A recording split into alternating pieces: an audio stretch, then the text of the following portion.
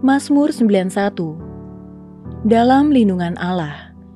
Orang yang duduk dalam lindungan yang maha tinggi dan bermalam dalam naungan yang maha kuasa akan berkata kepada Tuhan, tempat perlindunganku dan kubu pertahananku, Allahku yang kupercayai. Sungguh, dialah yang akan melepaskan engkau dari jerat menangkap burung, dari penyakit sampar yang busuk. Dengan kepaknya, ia akan menudungi engkau, di bawah sayapnya engkau akan berlindung. Kesetiaannya ialah perisai dan pagar tembok. Engkau tak usah takut terhadap kedahsyatan malam, terhadap panah yang terbang di waktu siang, terhadap penyakit sampar yang berjalan di dalam gelap, terhadap penyakit menular yang mengamuk di waktu petang. Walau 1.000 orang rebah di sisimu dan 10.000 di sebelah kananmu, tetapi itu tidak akan menimpamu. Engkau hanya menontonnya dengan matamu sendiri dan melihat pembalasan terhadap orang-orang fasik. Sebab Tuhan ialah tempat perlindunganmu, yang maha tinggi telah kau buat tempat perteduhanmu. Malapetaka tidak akan menimpa kamu, dan tulah tidak akan mendekat kepada kemahmu. Sebab malaikat-malaikatnya akan diperintahkannya kepadamu untuk menjaga engkau di segala jalanmu. Mereka akan menatang engkau di atas tangannya, supaya kakimu jangan terantuk kepada batu. Singa dan ular tedung akan kau langkahi, engkau akan menginjak anak singa dan ular naga. Sungguh hatinya melekat kepadaku, maka aku akan meluputkannya, aku akan membentenginya, sebab ia mengenal namaku. Bila ia berseru kepadaku, aku akan menjawab, aku akan menyertai dia dalam kesesakan. Aku akan meluputkannya dan memuliakannya. Dengan panjang umur akan kukenyangkan dia, dan akan kuperlihatkan kepadanya keselamatan daripadaku. Shalom saudara yang dikasihi Tuhan, mari sama-sama kita perkatakan apa yang dimaksud dengan Pentakosta ketiga. Pentakosta ketiga adalah pencurahan Roh Kudus yang dahsyat di zaman ini melebihi yang terjadi di Azusa Street. Pentakosta ketiga akan mengakibatkan penuaian jiwa yang terbesar dan terakhir sebelum Tuhan Yesus datang kembali. Pentakosta ketiga akan membangkitkan generasi Yeremia, yaitu anak-anak muda yang dipenuhi Roh Kudus, cinta mati-matian kepada Tuhan Yesus, tidak kompromi terhadap dosa, dan akan bergerak untuk memenangkan jiwa. Pentakosta ketiga lahir di Indonesia yang bergerak ke bangsa-bangsa. Gerakan ini dari timur ke barat dan akan kembali ke Yerusalem. Pentakosta ketiga akan memberikan kuasa untuk menyelesaikan amanat agung, dan setelah itu Tuhan Yesus datang kembali.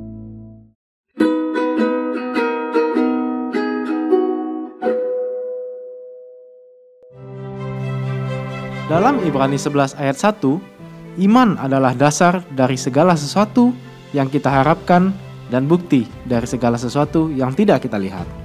Keadaan hari-hari ini mungkin terlihat tidak baik. Namun, ketika kita memutuskan untuk percaya kepada Tuhan dengan sungguh-sungguh, kemustahilan di dalam Tuhan pasti nyata bekerja. Mari kita mendengarkan pesan firman Tuhan agar semakin dikuatkan dan diteguhkan akan setiap janji Tuhan atas kita. Selamat beribadah, Tuhan Yesus memberkati. Shalom Bapak Saudara Jemaat GB Kebun Siri yang diberkati Tuhan. Saya percaya minggu ini minggu yang luar biasa. Haleluya. Yang siap memuji Tuhan, saya percaya di masa-masa pandemik lewat ibadah online, tapi kasih Tuhan selalu baru buat setiap kita. Kasih Tuhan dahsyat buat kita. Yang siap memuji Tuhan, boleh kita bangkit berdiri bersama-sama. Kita berikan tepuk tangan yang terbaik bagi Dia. Sorakan haleluya. Sebab kasih setia Tuhan sungguh nyata dalam kehidupan kami. Yang setuju katakan amin. Tepuk tangan sekali lagi yang terbaik bagi Tuhan Yesus. Haleluya. Haleluya.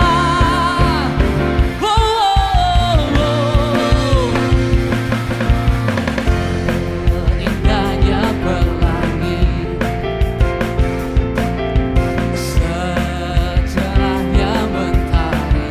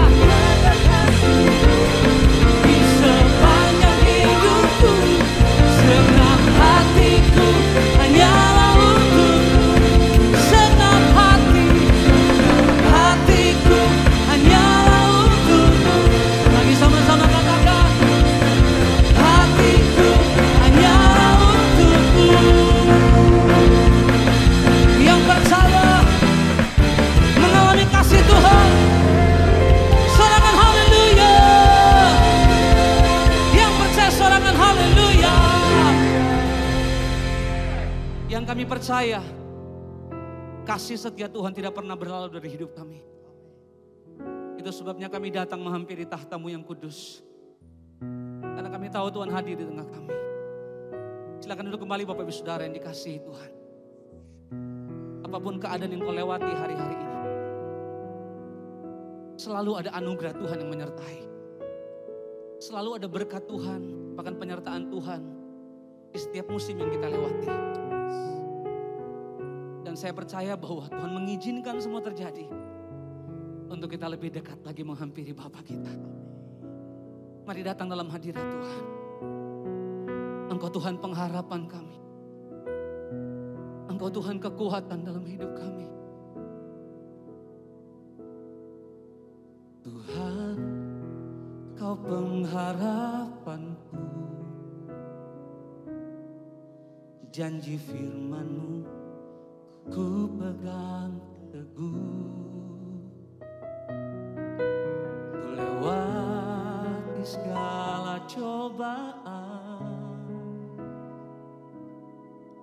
Ku percaya Kau Tuhan besertaku.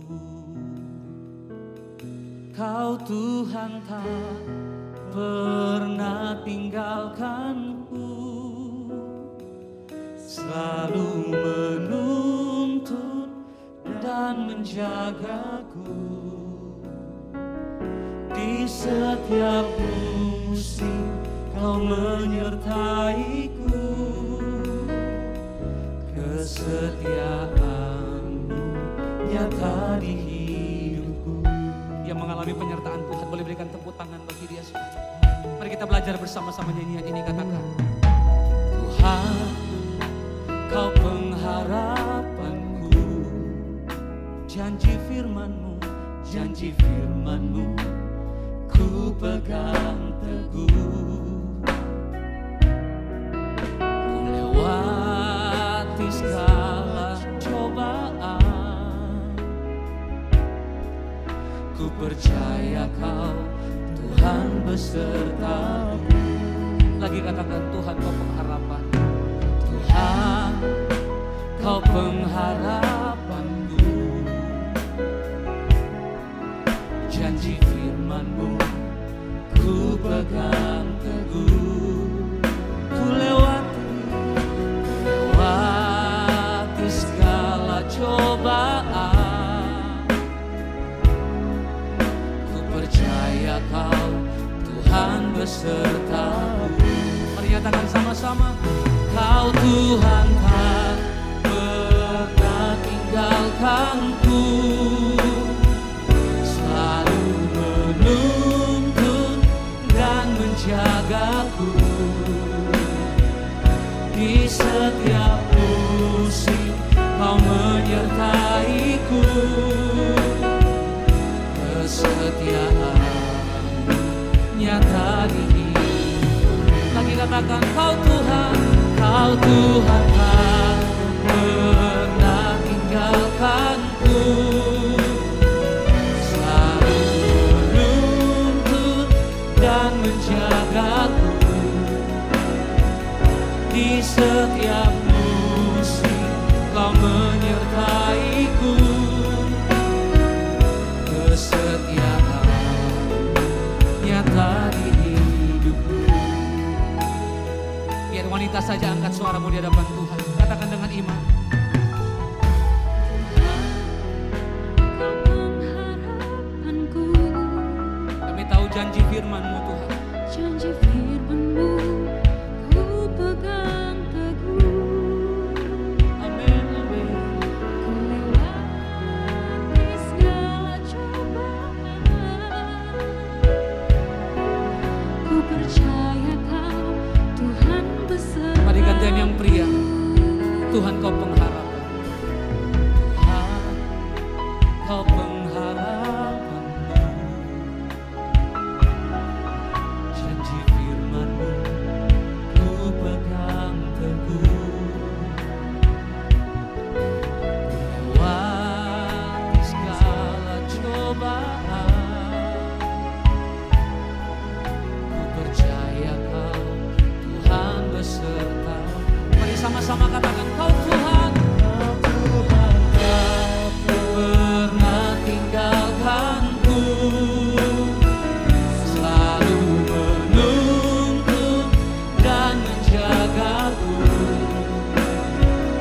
Di setiap musim Kau menyertaiku. Kesetiaan nyata di hidup. Kau Tuhan tak pernah tinggalkanku. Haleluya. Selalu menuntun dan menjagaku. Di setiap musim Kau menyertaiku.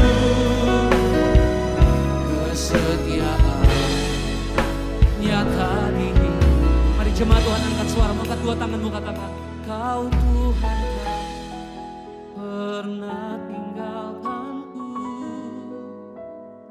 selalu menuntun dan menjagaku. Di setiap musim Kau menyertaiku. Kesetiaan-Mu nyata di hidup. Sekali lagi katakan, Kau Tuhan tak pernah tinggalkanku, selalu menuntun dan menjagaku. Di setiap musim Kau menyertaiku. Kesetiaan-Mu nyata di hidupku. Kami angkat kedua tangan kami. Kau Tuhan tak pernah tinggalkan. Kau Tuhan tak pernah tinggalkanku. Amin. Dan menjagaku. Di setiap musim Kau menyertaiku. Kesetiaan-Mu nyata. Katakan, di setiap musim, di setiap musim Kau menyertaiku. Kesetiaan-Mu nyata di hidup. Katakan sekali lagi, di setiap musim, di setiap musim Kau menyertaiku. Kesetiaan-Mu nyata di hidupku. Terima kasih Tuhan, penyertaan-Mu sempurna, anugerah-Mu selalu baru di dalam hidup ini. Oh, Engkau selalu baik bagi kami Tuhan. Kesetiaan-Mu terbukti nyata dalam hidup. Oh, mari angkat suaramu sembah Tuhan. Haleluya. Terima kasih buat kebaikan-Mu. Terima kasih buat penyertaan-Mu. Haleluya.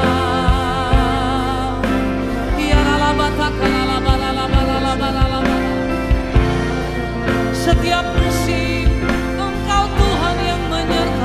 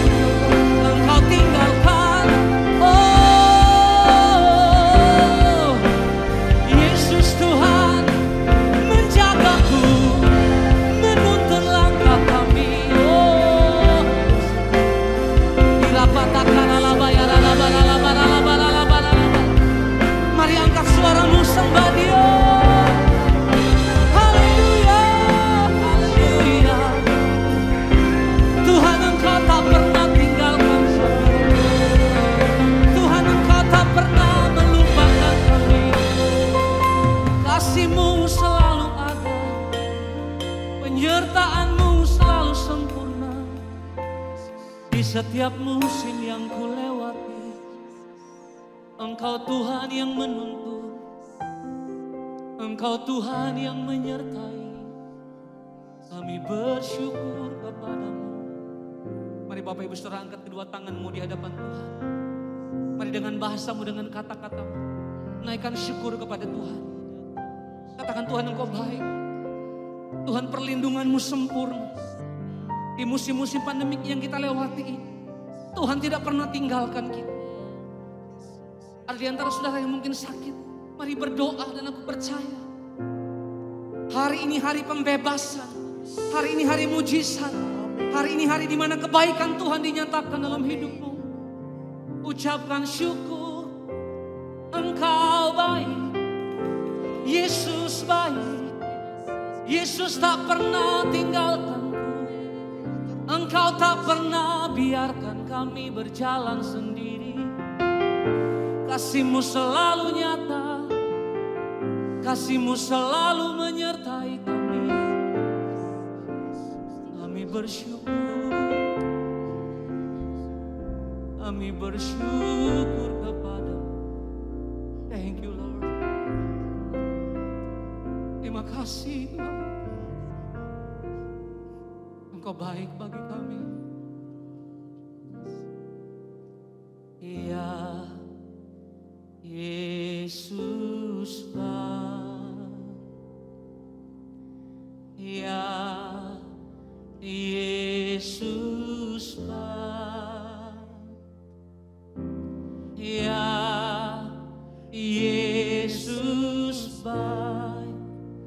Dia baik buat saya. Mari angkat suaramu, katakan, ya Yesus baik. Ya Yesus baik. Ya Yesus baik. Ya Yesus baik. Dia baik buat. Mari angkat kedua tanganmu, nyatakan, ya Yesus, Engkau baik. Engkau baik bagi kami ya Tuhan. Yesus, Engkau baik bagi keluarga kami ya Yesus baik.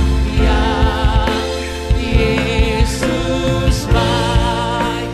Dia baik buat. Sekali lagi, ya Yesus baik. Ya kami orang-orang yang mengalami kebaikan Tuhan. Yesus baik. Ya Yesus baik. Ya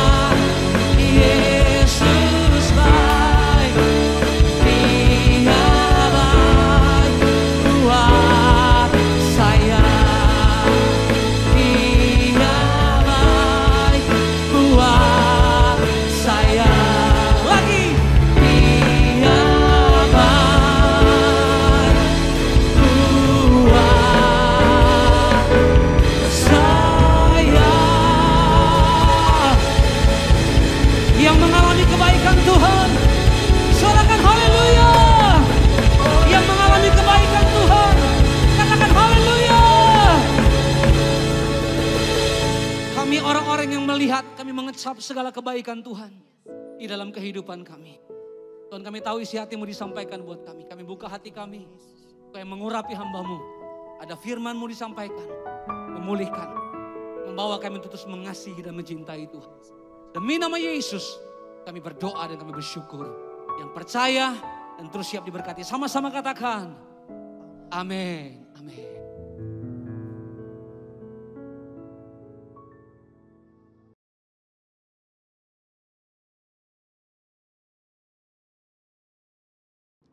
Shalom saudara, saya percaya hari ini kita semua tetap bersuka cita di dalam kebaikan Tuhan.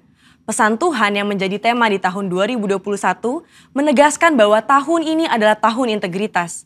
Hal ini berarti kunci kemenangan di tahun ini terletak dari integritas seorang Kristiani dalam segala aspek kehidupannya.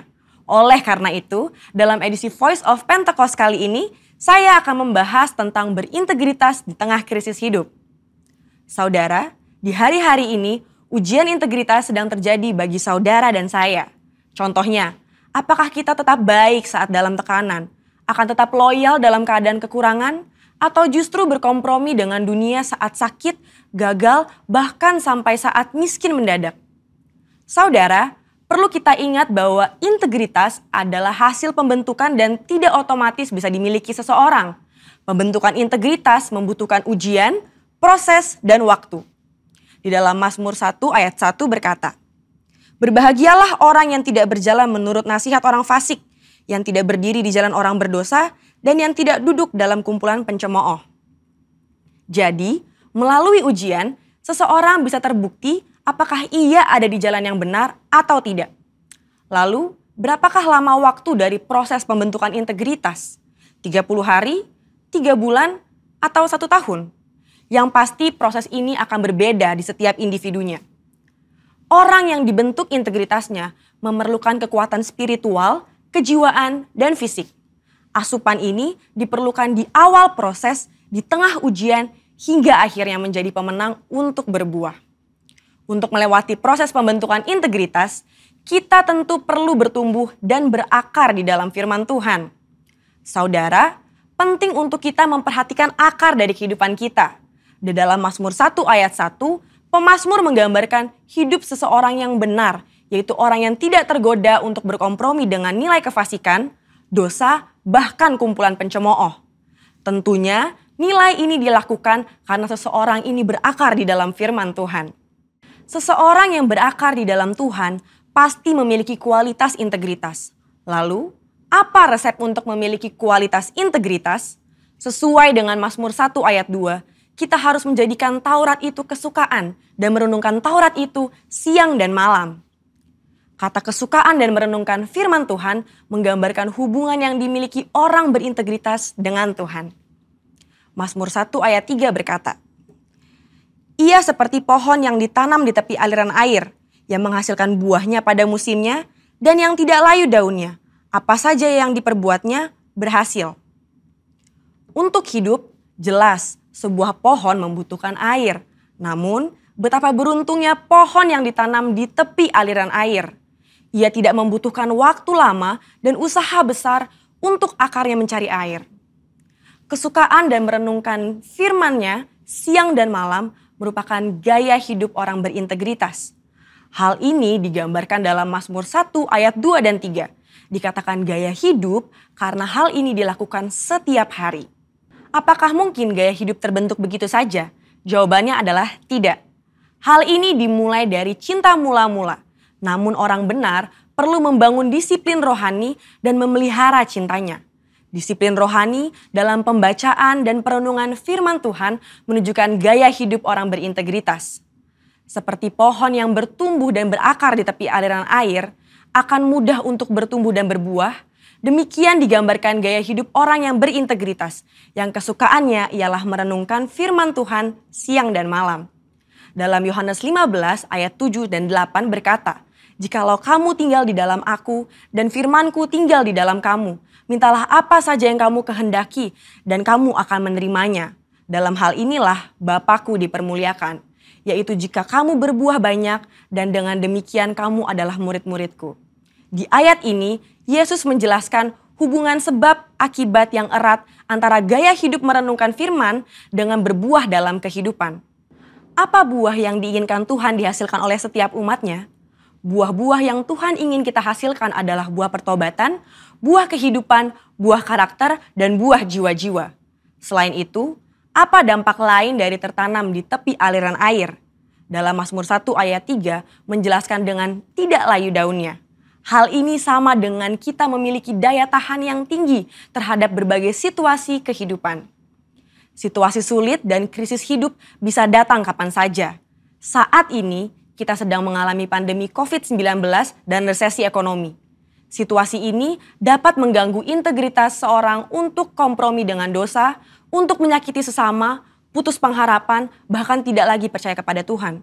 Lewat pemazmur, Tuhan hendak mengatakan kepada kita bahwa dari hubungan seseorang dengan Tuhan lewat gaya hidup cinta akan firman Tuhan bukan hanya agar kita berbuah, tapi juga agar kita tetap berintegritas. Di mata Tuhan, orang seperti ini dipandang dan dijanjikan apa saja yang ia perbuat berhasil. Saya percaya kita yang sudah mendengar ini akan semakin memperhatikan akar kita, perhatikan gaya hidup kita, dan perhatikan hubungan kita dengan firman Tuhan. Saudara, untuk penjelasan yang lebih lanjut dari tim teologi kami, silahkan klik link yang ada di atas atau scan QR Code yang tersedia. Tuhan Yesus memberkati.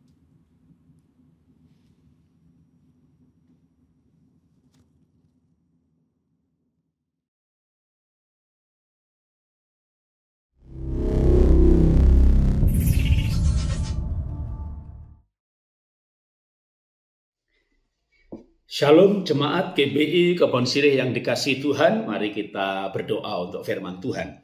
Bapa, kami mengucap syukur buat hari ini, ibadah yang Tuhan sertai, kami belajar firman-Mu, biar kami punya kekuatan yang dari Tuhan, kekuatan dari firman Tuhan, hidup kami seturut dengan nilai-nilai firman Tuhan. Dalam nama Tuhan Yesus kami berdoa mengucap syukur. Amin. Ya. Jemaat yang dikasihi Tuhan, hari ini saya menyampaikan firman Tuhan dengan tema Strong Spirit, roh yang kuat. Karena hari-hari ini kita perlu punya roh yang kuat untuk menghadapi keadaan akibat dari pandemi COVID yang sudah berlangsung 2 tahun lebih. Memang puji Tuhan, Indonesia termasuk bagus menangani, paling tidak hari ini atau waktu-waktu sekarang ini baru saja kita bisa lebaran, liburan, dan diizinkan pulang kampung asal sudah vaksin 3 kali dan dalam jumlah presentasi yang cukup secara populasi yang sudah vaksin booster atau 3 kali. COVID-nya tertangani, tapi keadaan banyak yang sudah berubah setelah COVID selesai sekalipun.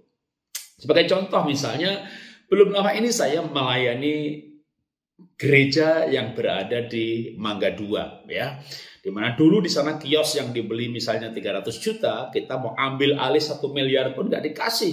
Dan itu sebuah kebanggaan punya kios di sana, kiosnya kecil, omsetnya miliaran tiap bulan, karena di situ hanya semacam kayak showroom, sampel, orang datang dari berbagai kota dan luar pulau, datang di situ, ordernya banyak, barang dikirim dari gudang, waduh, pusat bisnis yang luar biasa.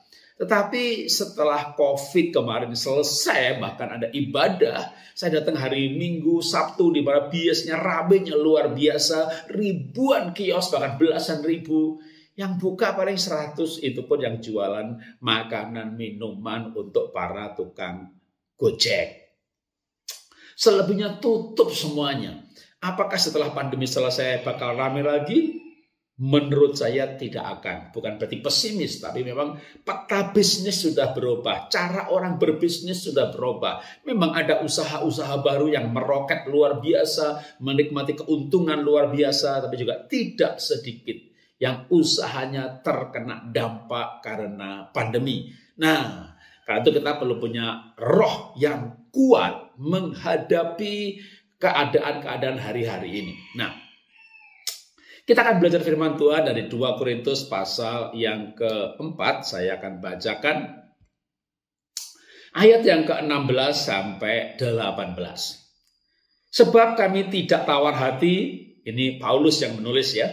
Sebab kami tidak tawar hati, tetapi meskipun manusia lahiriah kami semakin merosot, Namun manusia batiniah kami diperbaharui dari hari ke hari. Atau kita bahas ayat demi ayat. Ya. Ayat 16 Paulus berkata bahwa kami tidak tawar hati sekalipun manusia lahiriah kami semakin merosot. Tetapi manusia batiniah diperbaharui dari hari ke hari. Manusia lahiriah merosot dari hari ke hari itu tidak bisa dipungkiri. Namanya umur itu tidak bisa dilawan. Waktu berjalan maju dan manusia pasti bertambah tua. Dan manusia lahiriah ya merosot karena kalau udah tua itu namanya B dan P itu muncul semuanya. Apa tuh B dan P? Tanda-tanda ketuaan. Mulai botak, mulai budek, mulai buyuten, mulai beser. Beser itu ke kamar mandi melulu, nggak tidur, bangun-bangun terus. Lalu mulai bungkuk. Itu B dan P muncul semuanya. Maka kalau pasangan tua itu kadang lucu gitu. Berantemnya lucu. Suami istri berantem gitu. Waduh. Katakanlah suami ngomong sama istri gitu kan, wah, dia marah gitu ya. Kamu tuh kalau ditanya jawab gitu ya. Lalu istrinya mendekat lebih dekat lagi. Aku udah jawab dari tadi. Suaminya menuduh istrinya budek, diajak ditanya gak jawab, padahal sudah dijawab dari tadi. Dia yang budek. Maaf kayak kata budek. Sudah susah pendengarannya. Itu namanya gara-gara ya orang tua yang begitu. Itu termasuk manusia lahiriah yang merosot. Mukanya mulai keriput, perutnya buncit. Tetapi sekalipun manusia lahiriah merosot, seharusnya semakin bertambah usia, kita semakin dewasa, semakin bijaksana, punya kepribadian semakin matang, punya kedewasaan semakin penuh, punya kebijaksanaan semakin kuat, nasihatnya semakin tajam, dan seterusnya. Artinya memang kita bertumbuh di dalam kepribadian. Nah, lalu tapi ini bertumbuh atau semakin, artinya proses. Ya, manusia batinnya kami diperbaharui dari hari ke hari. Artinya sebuah proses. Nah, gimana caranya? Atau apa yang dialami Paulus? Dia menuliskan hal ini. Ayat yang ke-17. Sebab penderitaan ringan yang sekarang ini mengerjakan bagi kami kemuliaan kekal yang melebihi segala-galanya, jauh lebih besar daripada penderitaan kami.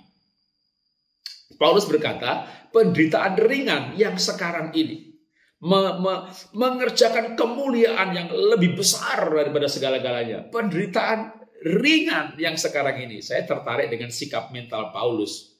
Paulus itu mengalami apa sih? Sehingga dia berkata, penderitaan ringan yang kami alami. Paulus itu dianiaya, dihajar, disesah 5 kali, tiap kali 40 kurang 1 pukulan, didera di luar batas 3 kali, dilempari batu berkali-kali, dipenjara, sering dalam penjara sampai gak tahu berapa kali, kapal karam. Daftar penderitaan Paulus di kitab yang sama yang bernama Korintus banyaknya luar biasa. Dan dia berkata penderitaan ringan. Ini sebuah sikap mental untuk tidak melebih-lebihkan penderitaan yang kecil dibesar-besarkan. Malah dia berkata penderitaan ringan. Kenapa? Karena Paulus mencoba untuk menghibur jemaat yang mengalami penderitaan yang betul-betul ringan. Dan jemaat tahu betul betapa penderitaan Paulus itu luar biasa beratnya. Tapi Paulus menghibur mereka bahwa penderitaan kami ini mengerjakan kemuliaan, kekekalan. Nah, berbicara kekekalan, maka ayat selanjutnya. Ayat 18. Sebab kami tidak memperhatikan yang kelihatan, melainkan yang tidak kelihatan. Karena yang kelihatan adalah sementara, sedangkan yang kelihatan adalah kekal. Jadi Paulus punya kunci bagaimana caranya supaya dia punya roh itu kuat. Maka Paulus berkata bahwa kami memperhatikan yang tidak kelihatan. Karena yang kelihatan itu sementara, sementara yang tidak kelihatan itu adalah kekal. Nah, hidup ini memang kita harus memperhatikan perkara-perkara kekal. Tentu tidak mengabaikan yang tidak kekal. Tapi kalau perhatian kita pada yang kelihatan atau yang tidak kekal, yang namanya kalau tidak kekal artinya apa? dengan cepat berubah. Atau yang ada menjadi tidak ada. Yang namanya tidak kekal. Nah, apa sih ukurannya kekal sama tidak? Paulus gampang sekali. Kalau kelihatan, berarti tidak kekal. Tak kasih contoh praktis. Saldo itu kelihatan nggak ya? Kenapa Pak Jarod nanya soal saldo? Ya saldo itu kalau di print kelihatan kan. Jadi nggak kekal. Kemarin ada, sekarang nggak ada. Loh kenapa nggak ada? Ya kan kena tipu sama DNA, Pro, Fahrenheit, robot trading, sehingga yang saldo yang kemarin ada sekarang tidak ada. Dan jumlahnya se-Indonesia mencapai puluhan triliun, bahkan ada yang mengatakan ratusan triliun. Dan saya berjumpa dengan orang yang terlibat di dalamnya, dalam arti ya seperti leader, atau dia kenal dengan yang disebut founder, tapi founder bukan pendiri ya, tapi dalam kelompok itu tuh mencapai jenjang tertentu dikasih jabatan founder. Ini jabatan yang menjebak gitu ya. Nah, itu mengatakan bahwa membernya menjadi sekitar 200 ribuan dan kebanyakan dari Kristen. Tambah kata lagi, karismatik lagi. Ini karismatik yang menurut saya kebablasan pelajaran teologi kemakmuran, saking pengennya kaya, menyimpang dari iman. Kenapa saya bilang menyimpang dari iman? Naruh $10.000 misalnya, dapat 1.500, 15%. Berarti kalau dia membayar kita 15%, berarti dia punya bisnis bagus sekali, sehingga bisa memberikan kita 15%, mungkin dia keuntungannya dia 20-30%. Bisnis apa yang bisa memberikan pengembalian 15%? Bisnis tipu menipu. Kalau kita pakai akal sehat, kita gak akan bisa menemukan apa yang bisa membuat dia bisa mengembalikan 18 balik modal utuh. Dan kalau orang udah balik modal, harusnya modalnya ditarik jadi 2 kali lipat. Bukan, dicemplungin lagi, tambah banyak lagi. Bahkan saya mendengar ada seorang pendeta naruh rumah, naruh mobil, digadein, cemplungkan ke situ. Saya tidak membahas soal bisnisnya itu sendiri, ya, ataupun juga sebuah kehilangan karena sebuah bisnis yang salah. Karena sebuah bisnis yang salah sehingga menjadi kehilangan, tapi saya hanya batasi soal kehilangannya. Di mana hari-hari ini banyak orang kehilangan, baik melalui tipu menipu bisnis multi-level marketing MLM yang digunakan sebagai judi atau tipu menipu. Ada MLM yang digunakan sebagai sistem marketing, ya, misalnya CNI, MW, saya sebut sebagai contoh yang baik. Ya, kalau contoh nggak baik sebut nama tadi dituntut. Itu contoh bahwa misalnya MW, ya kan jual sampo, samponya jelas, ya kita beli sampo dapat sampo, itu hanya sebagai sistem. Tapi ketika untuk member get member tarik duit untuk diputer dan dibalikkan lagi. Kalau saya taruh di situ misalnya, saya nggak naruh ya. Saya pakai otak saya, 15% pasti tipu menipu. Ya, kalau misalnya saya taruh 10.000 dapat 15%. Wah. Ini ya udah pasti dari mana saya dapat 15%-nya? Ya dari anggota berikutnya yang menaruh. Artinya saya makan riba. Saya makan penggandaan uang. Saya makan bunga dalam arti yang seperti dikatakan jangan membungakan uang. Kalau kita taruh uang di bank, 1 tahun aja 3%, 4%, ini 15% 1 bulan.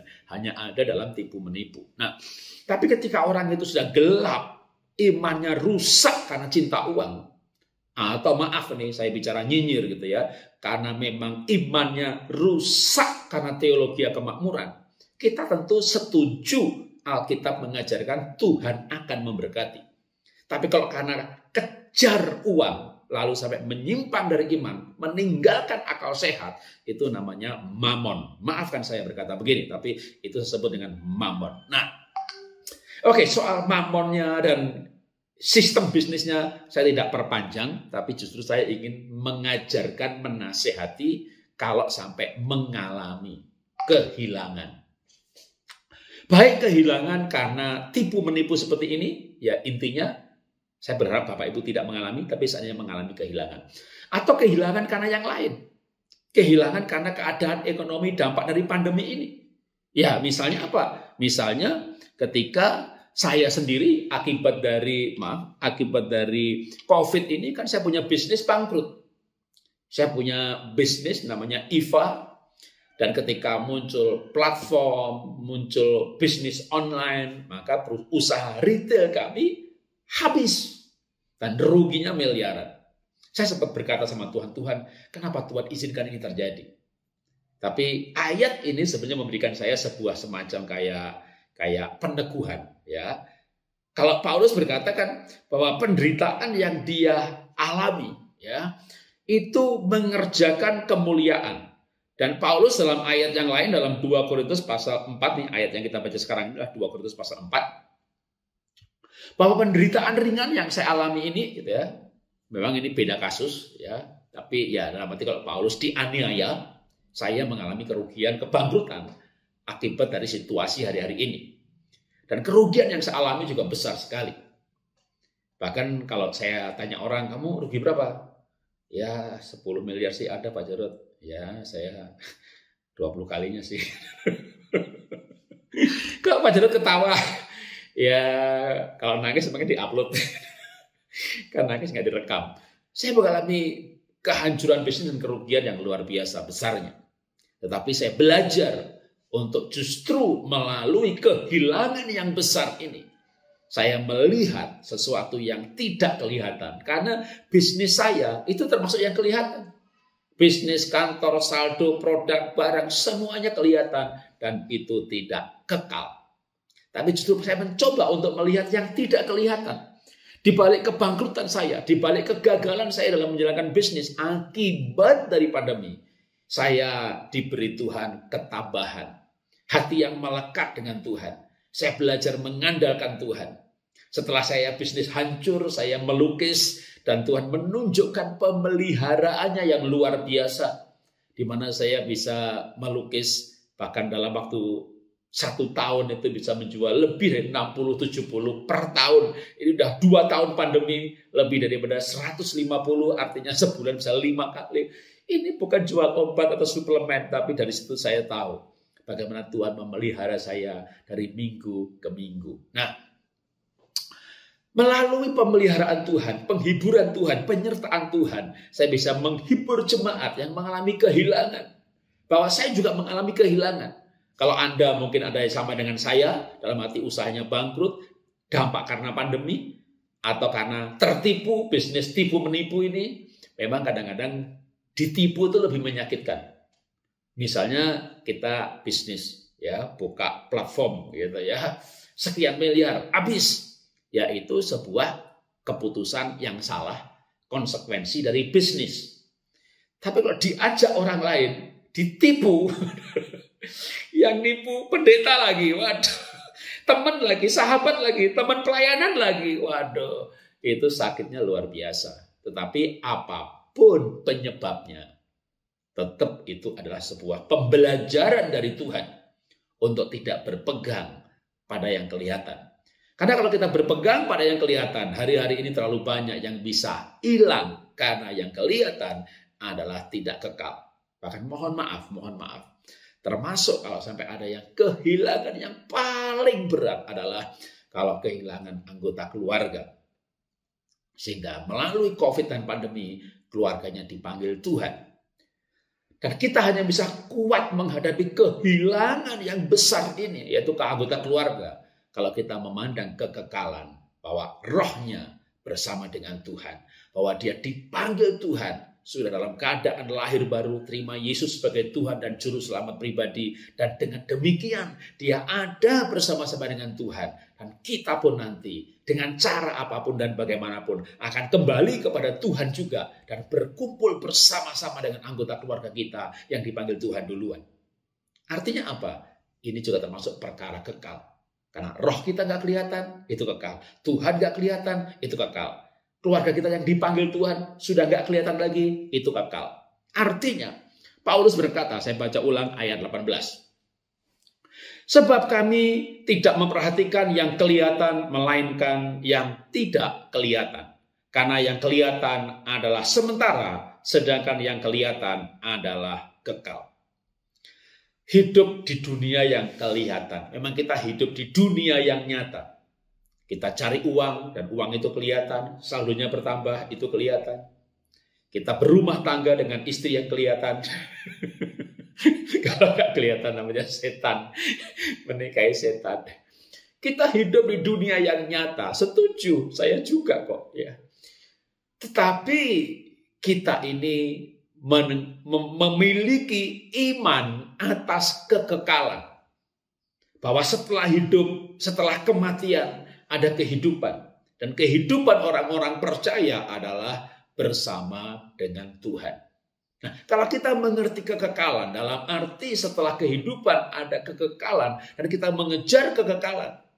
Kita mencari buah untuk kekekalan. Kita melayani sebagai simpanan untuk kekekalan. Dan kita tahu bahwa kalau kita melayani dengan tulus, dengan murni, berguna bagi sesama, menyelamatkan orang lain, merubah orang lain, maka Tuhan akan memberikan upah pada masa kekekalan.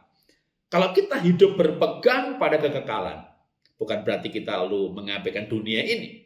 Tapi ketika Tuhan izinkan terjadi seperti yang saya alami, misalnya kebangkrutan, kehilangan.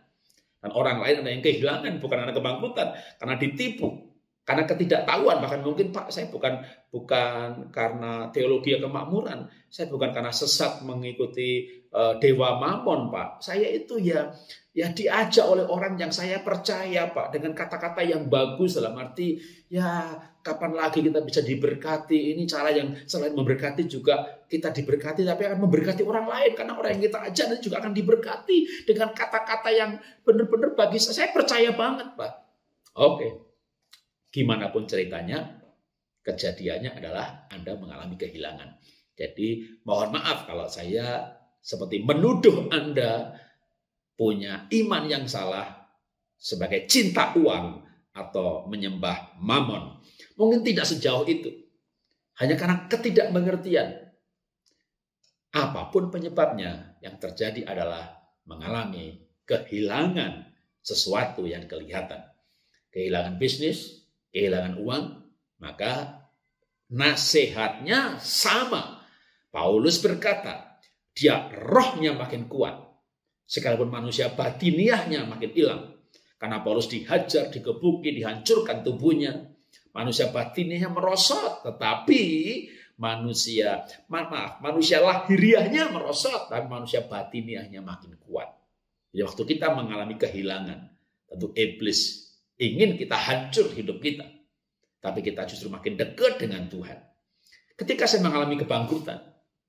Ya sedih-sedih sekali. Bahkan saya punya rencana. Kalau saya bisa usaha sukses, lalu go public, jadi pemegang saham, komisaris, melayani tanpa motivasi, betapa mulianya hidup saya. Tapi yang terjadi di luar yang saya rencanakan. Ketika perusahaan sudah punya stokis karena perusahaan saya juga bentuknya MLM, ya produknya sepatu, baju, kosmetik seperti MW, tapi beda produk, ya namanya IVA. Stokis kami di 200 kabupaten lebih, pegawai 200-300 orang, kantor di PSD 8 lantai, halaman kantornya 2 hektar. Saya berpikir untuk go public, tapi bangkrut. Di luar rencana saya. Bahkan kadang waktu saya nggak mengerti, memang kadang-kadang waktu kita mengalami, betul-betul kita nggak mengerti. Tapi waktu kita tidak mengerti, bagaimana roh kita kuat, kita mengalami guncangan yang luar biasa. Oke, kalau tadi Paulus, sekarang saya akan mengajak membaca kitab Mazmur. Mazmur pasal 73 ayat 21 sampai 24. Saya bacakan ya. Ketika hatiku merasa pahit dan buah pinggangku menusuk-nusuk rasanya, aku dungu dan tidak mengerti seperti hewan aku di dekatmu. Tetapi aku tetap di dekatmu, engkau memegang tangan kananku. Dengan nasihatmu engkau menuntun aku, dan kemudian engkau mengangkat aku ke dalam kemuliaan.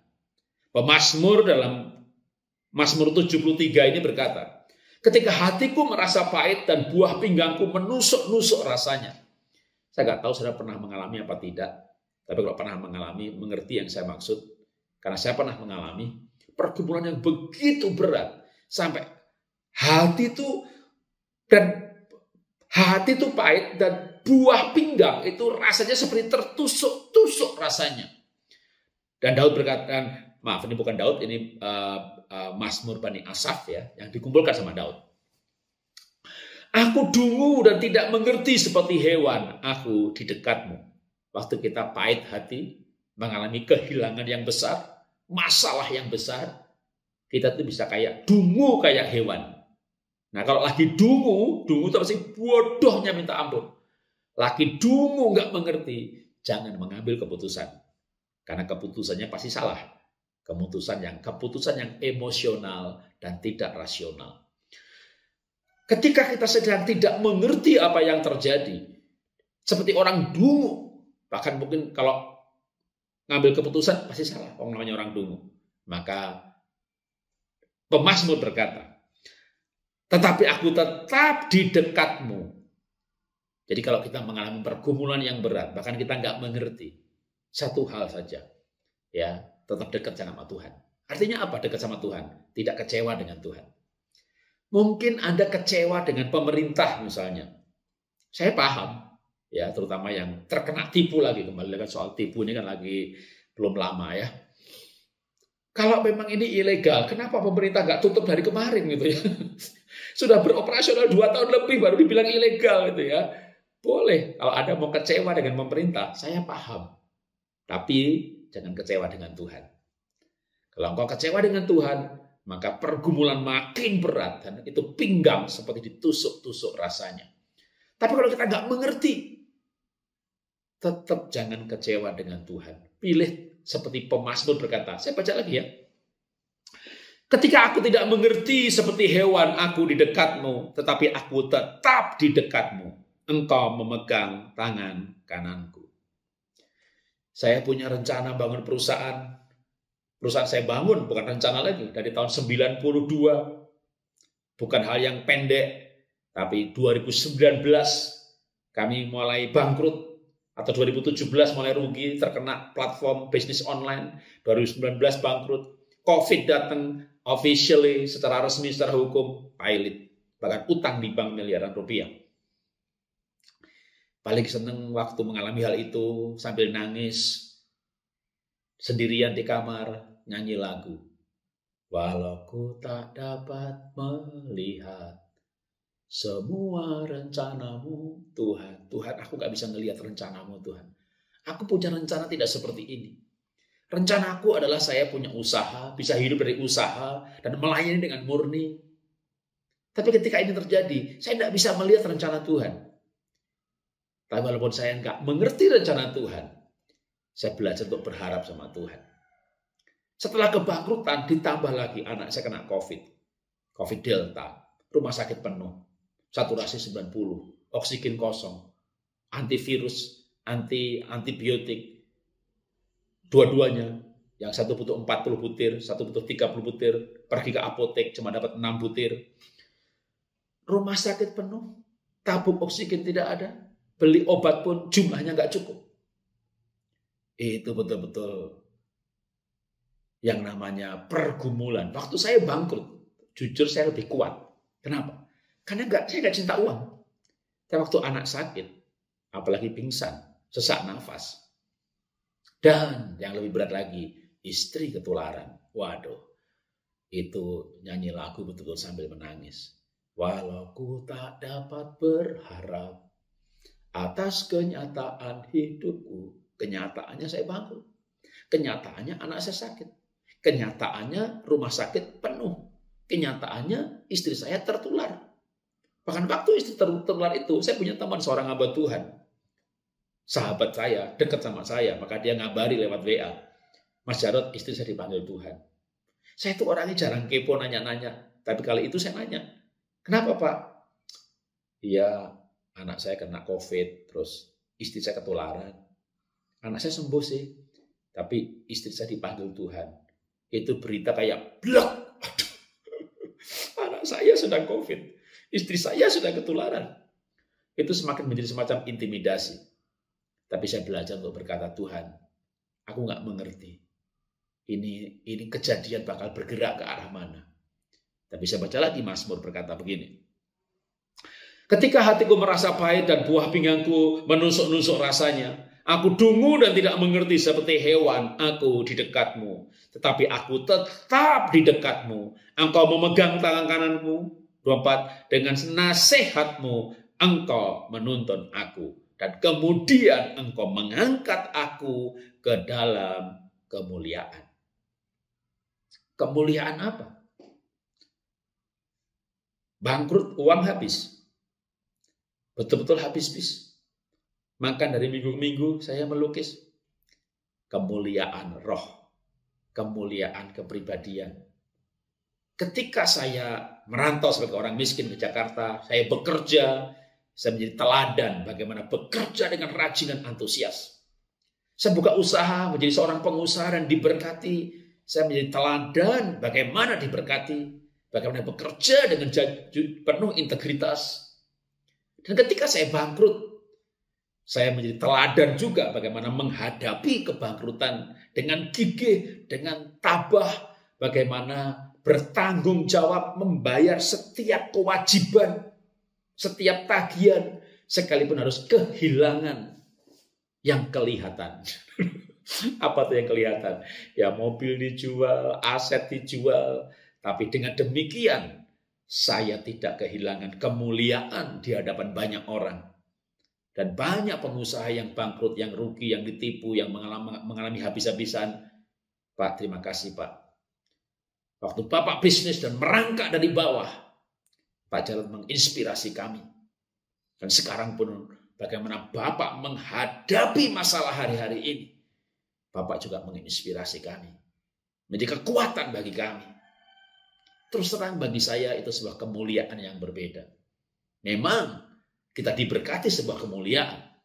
Tapi Paulus berkata bahwa penderitaanku menghasilkan kemuliaan. Segala penderitaan, pergumulan, perjuangan yang dalam hidup ini memproses hati kita, pribadi kita, seperti emas yang dibakar, dibentuk, dihancurkan, dibuang kotorannya. Sebuah proses yang tidak mudah. Tetapi hari-hari ini saya merasakan sebuah kemuliaan, sisi yang berbeda yang sedang dibentuk oleh Tuhan. Bahkan itu bisa dilihat dari orang lain. Dari sisi ketabahan, keuletan, pengharapan. Sehingga banyak orang yang berkata begini, Pak, Bapak ini bangkrut apa enggak kok? Kayaknya bahagia aja. Kayak malah nggak percaya Pak kalau saya bangkrut. Lihat tuh gedung kantor saya, ditulisin plang besar sekali, dijual. Kantor sudah tutup, ditulisin plang dijual. Tapi hebat ya Bapak. Kok ceria saja? Bapak bahagia sebelum bangkrut apa sudah bangkrut sih? Sampai ada yang nanya saya, Bapak bahagia sebelum apa sesudah bangkrut? Waktu saya diberkati Tuhan, saya bahagia sekali. Saya bisa kerja 1 bulan untuk makan 3 tahun. Tapi setelah bangkrut, saya seperti orang yang hidup di padang gurun, bangsa Israel di padang gurun. Melihat tiang awan, tiang api setiap hari. Saya bahagia sekali karena saya merasakan penyertaan Tuhan. Saya bahagia sekali karena saya mengalami pertolongan dan pemeliharaan Tuhan. Makanya waktu saya bergumul mengalami bangkrut, anak sakit, istri ketularan, itu lagu yang paling senang saya nyanyikan kan. Walau ku tak dapat melihat semua rencanamu Tuhan. Sambil menangis karena berharap sama Tuhan. Tapi setelah semuanya berlalu, saya juga masih melankolik, sekarang suka menangis kalau di kamar. Lagunya lain ya. Tuhan selalu menolongku. Kalau saya dengar lagu itu, kadang saya ngelukis sambil dengar lagu itu, saya bisa melukis sambil menangis. Karena kata-kata lagunya itu bagi saya tepat sekali. Musim akan selalu berganti. Musim jadi pengusaha, musim jadi karyawan dulu, jadi pengusaha. Musim COVID, musim bangkrut, musim jadi pelukis. Kasih Tuhan tetap abadi, tak pernah berubah, sampai selamanya ku tetap percaya. Pergumulan dan kejadian hari-hari ini membawa saya pada pengenalan akan Tuhan. Bahwa Tuhan selalu menolongku, selalu melihat penjagaku. Tuhan selalu menjaga saya ketika saya harus merawat anak saya COVID, istri ketularan, pembantu tergeletak. Tuhan selalu menolong, Dia selalu memelihara. Kalau kita berharap sama Tuhan, kita akan melihat tangan Tuhan yang kuat. Itu menolong, itu memelihara, bahkan membawa kita pada perkara-perkara kekal, sehingga kita punya pengharapan, kekuatan di dalam hidup ini. Mari kita berdoa. Bapa, kami mengucap syukur buat hari ini kami belajar firman-Mu. Biar kami hidup oleh firman-Mu, kami kuat oleh firman-Mu. Kami berharap hanya kepada Tuhan. Kami memandang perkara-perkara kekal, sekalipun kami hidup di dunia yang kelihatan ini. Dan kami percaya bahwa roh kami, keselamatan kami, harta terbesar dan termahal dalam hidup kami adalah kami punya keselamatan dari Tuhan. Biarlah kami berpegang pada perkara-perkara kekal dan tak tergoyahkan oleh kejadian-kejadian di dunia yang kelihatan ini. Dan kami akan bangkit bersama dengan Tuhan. Kami bangkit dalam kehidupan ini, tetap melanjutkan kehidupan kami di dunia yang kelihatan ini dengan kekuatan yang dari Tuhan. Terima kasih Bapa, dalam nama Tuhan Yesus kami berdoa mengucap syukur. Amin. Tuhan memberkati. Terima kasih Anda telah mengikuti ibadah online pada hari ini. Kami mengajak Anda untuk berdoa, menyembah Tuhan, dan mendengar pesan firman Tuhan dalam acara Mesbah Pagi via Zoom setiap hari Senin sampai Sabtu pukul 5 pagi. Kecuali hari libur nasional, Mesbah Pagi akan diliburkan. Berikut adalah informasi meeting ID dan passcode Zoom. Ibadah minggu depan akan diadakan ibadah onsite dan ibadah online. Untuk ibadah onsite minggu depan pada hari Minggu, tanggal 15 Mei 2022, ibadah akan dimulai pukul 10 pagi. Pesan firman Tuhan akan disampaikan oleh Pastor Haryanto Kandani. Dan untuk ibadah online minggu depan, melalui YouTube channel GBI Kebon Siri, pada hari Minggu tanggal 15 Mei 2022, ibadah akan dimulai pukul 6 pagi. Pesan firman Tuhan akan disampaikan oleh Pastor Rubin Adi Abraham.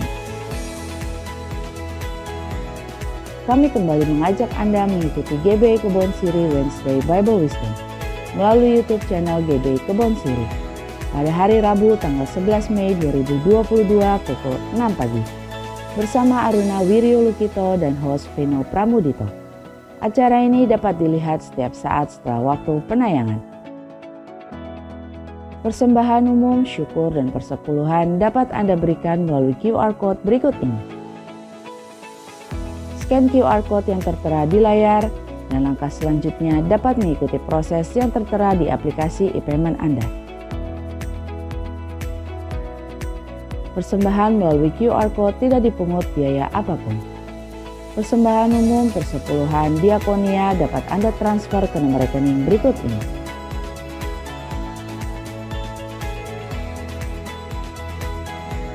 Untuk pelayanan baptisan dapat mendaftarkan diri di nomor berikut ini.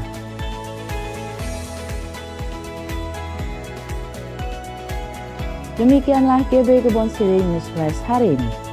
Selamat hari Minggu, Tuhan Yesus memberkati. Mari jemaat Tuhan, kita siapkan hati kita untuk berdoa. Allah Bapa yang bertata di dalam kerajaan surga, terima kasih Tuhan untuk pembicara yang telah menyampaikan firman Tuhan di ibadah online pada hari ini. Tuhan memberkati keluarga dan pelayanannya. Kami juga mau berdoa untuk Gembala Sidang Bapak Pendeta Niko Nyotora Harjo dan keempat wakil Gembala, Gembala Cabang GBI Kebon Siri dan Gembala-Gembala Kul. Biar Tuhan memberkati dan Tuhan mengurapi mereka senantiasa. Kami juga berdoa untuk jemaat GBI Kebon Siri dan semua yang mengikuti ibadah online pada hari ini. Tuhan Yesus memberikan hikmat dalam segala usaha dan pekerjaan di tengah-tengah masa pandemi COVID-19. Tuhan mencukupkan apa yang menjadi kebutuhan mereka.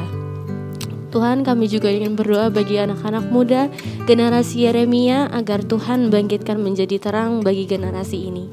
Kami mau berdoa untuk bangsa kami, Indonesia. Tuhan pulihkan dari COVID-19 dan ekonomi bangkit lagi dalam nama Tuhan Yesus. Kami berdoa buat pemerintahan, Presiden, Wapres, Menteri, Gubernur, dan Bupati, serta sampai kepala desa. Diberi hikmat Tuhan untuk menjalankan pemerintahan ini. Biar takut akan Tuhan turun atas mereka, damai sejahtera Tuhan turun atas Indonesia. Dan kami siapkan hati kami Tuhan untuk menerima berkat melalui hamba-Mu. Mari arahkan hati kita dan angkat kedua tangan kita di hadapan Tuhan. Jemaat GBI Kebon Sirih dan jemaat yang mengikuti ibadah online, terimalah perlindungan, damai sukacita, dan berkat yang berlimpah-limpah dari Allah Bapa yang Maha Kuasa. Cinta kasih Tuhan kita Yesus Kristus, persekutuan manis dengan Roh Kudus menyertai kita sekalian mulai sekarang dan sampai Tuhan Yesus menjemput di awan-awan, bahkan sampai selama-lamanya. Jemaat yang sudah terima berkat Tuhan katakan amin. Selamat hari Minggu, Tuhan Yesus memberkati. Mari sama-sama angkat kedua tangan kita di depan Tuhan. Segala kemuliaan hanya bagi Tuhan. Segala hormat pujian hanya bagi Tuhan. Kuasa dan kemuliaan hanyalah bagi Tuhan. Segala